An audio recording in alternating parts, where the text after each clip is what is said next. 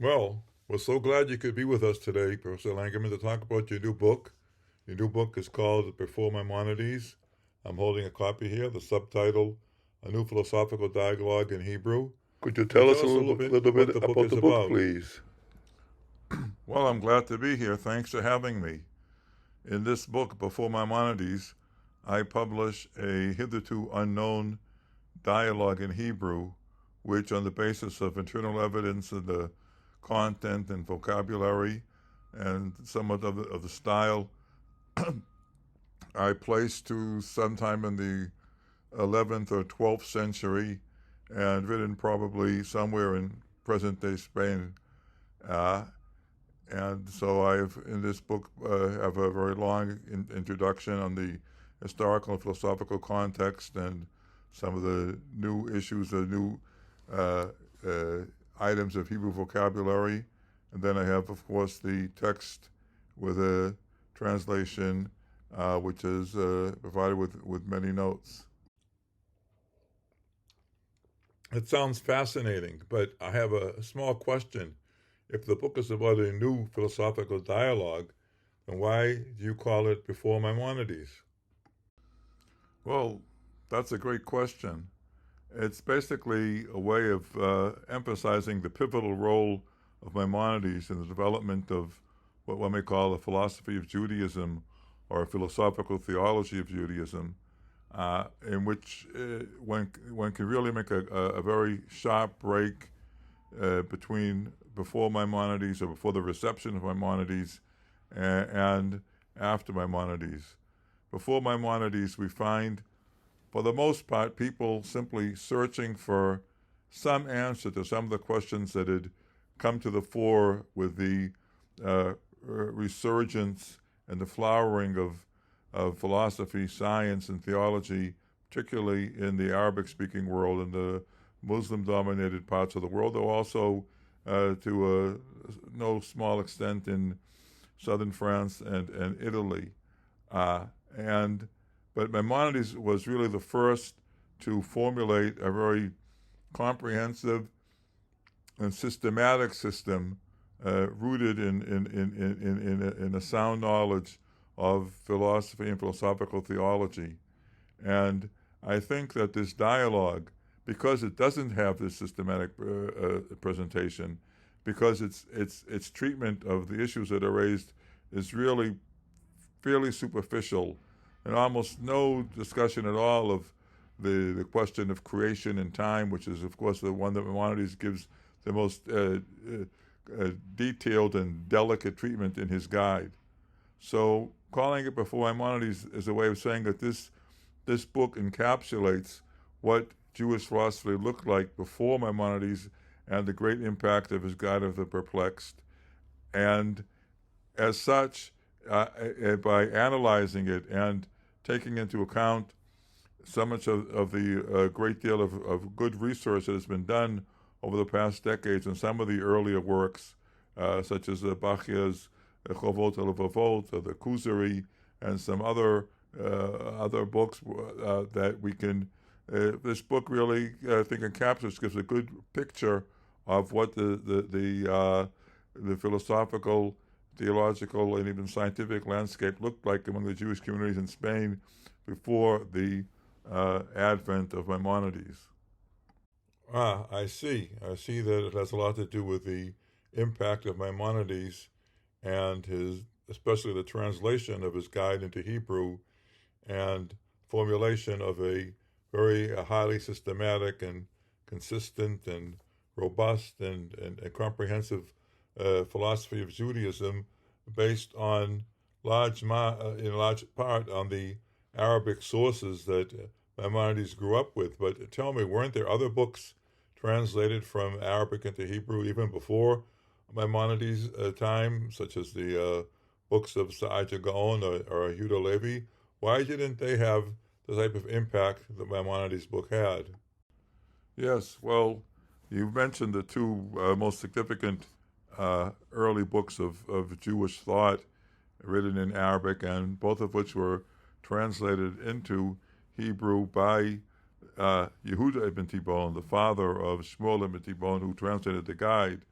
But neither of them really provided the type of treatment that would have been answered the needs of the Jewish communities, particularly in Spain and southern France, Italy, Byzantium, from the 13th century onwards. Sage's book was basically, in my understanding, in my interpretation, a handbook written for Jews in Baghdad in the 10th century who were beginning to attend these majalis, these open forum and discussions of the issues of the day, and his presentation and his responses may not have been that useful to people living many miles away and centuries afterwards. Halevi, of course, was born in Spain, but his approach is entirely different. His book remained and remains to this day a very viable alternative to the type of philosophy that Maimonides put forward, but it takes a very different stance. It treats the issue of creation very superficially, and in my opinion, wasn't really bothered by it. On the other hand, he raises a lot of other issues that Maimonides chose not to get into. And also, Yehuda ibn Tibbon was the father of this dynasty of translators, and some of his translations are not as fluid and fluent as those of his son Shmuel. So these are the reasons why Maimonides, I think, there was nothing on the table, nothing on the shelf before Maimonides that could answer the needs, the intellectual needs, and philosophical and theological needs of Jewish communities before Maimonides. Okay. Well, I understand. Now tell me, what else stands out in this dialogue that you'd like to point out here in our short little chat? Well, I'll just mention briefly a few things. First of all, the vocabulary. You can see that the author is struggling to express himself in Hebrew. He occasionally puts in the term in Arabic written out in Hebrew letters, or will have both a Hebrew and an Arabic, and occasionally he even discusses some translations that he has innovated. So this is, I think, one very interesting aspect. The other is that the mix of kalam and philosophy that seems to, the two sort of strains of thought or streams of thought that seem to be incompatible, but so many thinkers, including people of the same time period as the dialogue of my estimation, such as Abraham ibn Ezra, found it convenient and worthwhile to take something from both, but also other things, including some that even recall the École des Chartes, that Platonic school in France, and the revival of Platonism. Plato plays an extremely important role in this dialogue, as he does in some of the earlier materials. Maimonides, of course, preferred Plato's teacher Aristotle. And finally, some odds and ends. I'll mention only one here, and that's what I call in a section of the book the mystical death wish. This idea that if once someone has actually followed the full path of philosophical, theological education and ethical refinement, they really have no reason to live any longer, and that's something that we find is explicit in this dialogue, and again in several other of the earlier treatises of Jewish philosophy. Well, that's fascinating, and I'm sure that a lot of people are going to be interested in getting a hold of a copy of your book and reading all about this stuff. But tell me, before we finish our little chat here, what else do you have cooking on the stove in terms of research projects? Well, I'll mention just two. I'm under contract with Oxford University Press for a translation, edition, and study of a Judeo-Arabic text called Ma'ani al-Nafs, on the significations of soul. Very interesting a tract that author is unknown, the time period we can only guess. So that's something that I'll be hoping to finish with God's help in the next year and a half or so. And I'll mention just my excursion into the history of halacha. I was fortunate enough years ago when I was working cataloging or recataloging the collections of the Bodleian Library in Oxford to come across an unknown comprehensive Judeo-Arabic book of halacha, which again precedes Maimonides. I identified the author as being someone, I don't know his name, but I placed him in Spain, in the area of Toledo, or even in Toledo, and I'm pretty sure of that. And I think he was a contemporary of Maimonides' father, or of Maimon.